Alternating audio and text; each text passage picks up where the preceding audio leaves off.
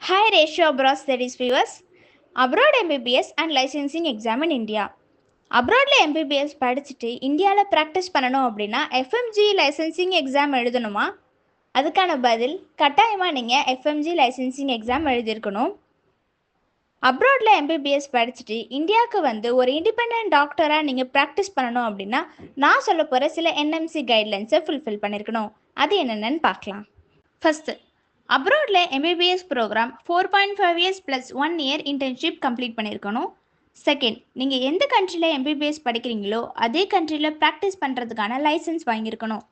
Third, இந்தியாவில் register டாக்டராக practice பண்ணணும் அப்படின்னா FMG licensing exam எழுதியிருக்கணும்.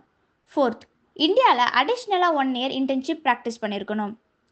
Abroad MBBS பற்றிய முழு விவரங்களை நீங்கள் தெரிஞ்சுக்கணும்னு நினச்சிங்கன்னா ஸ்க்ரீனில் தெரிய நம்பருக்கு கால் பண்ணுங்கள்.